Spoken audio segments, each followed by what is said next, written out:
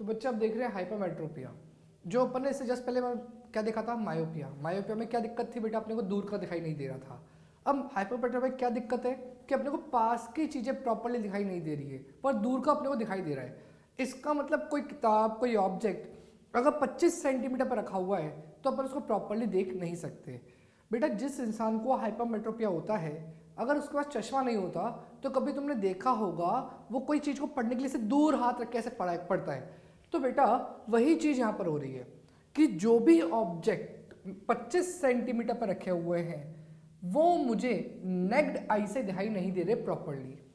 और अगर यही ऑब्जेक्ट यहाँ पर होता, नियर पॉइंट पे होता, तो मेरे को ये समझ से दिखाई देता।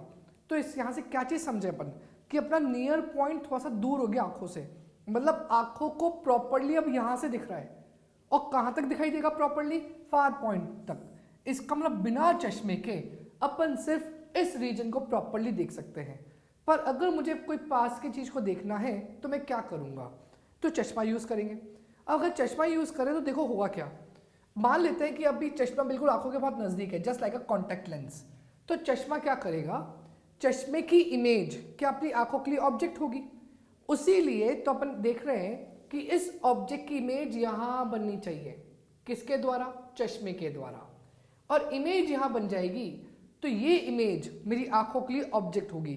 और क्या आंखें इस रीजन में देख सकती हैं, तो आंखों को ये इमेज दिख जाएगी।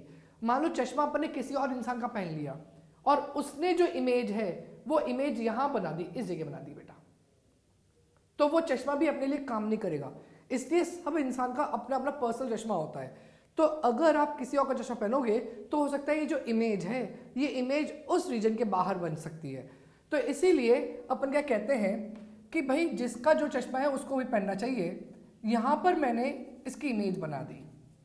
अब ध्यान से बात को समझना कि कैसे न्यूमेरिकल को सॉल्व करना है। यहां से जो भी रेज आंखों में आ रही है क्या वो लेफ्ट साइड जा रही है, इस ऑप्टिकल सेंटर से ऑब्जेक्ट अपोजिट डायरेक्शन में, और ऑप्टिकल सेंटर से इमेज भी अपोजिट डायरेक्शन में है।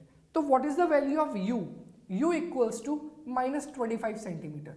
बेटा मैंने मान लिया 25 सेंटीमीटर पर ऑब्जेक्ट रखा हुआ है।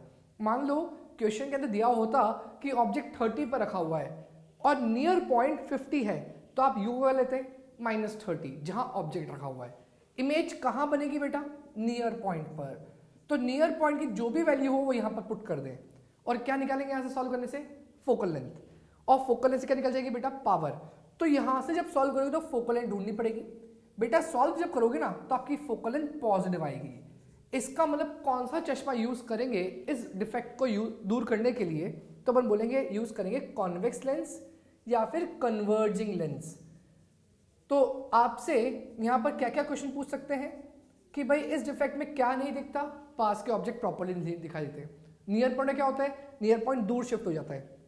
कौन सा चश्मा यूज करते हैं, कॉन्वेक्स लेंस या फिर कन्वर्जिंग लेंस।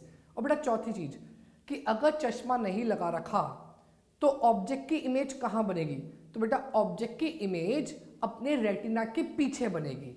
इसका मतलब बिना चश्मे के जो इमेज बनती है वो रेटिना के पीछे बनती है।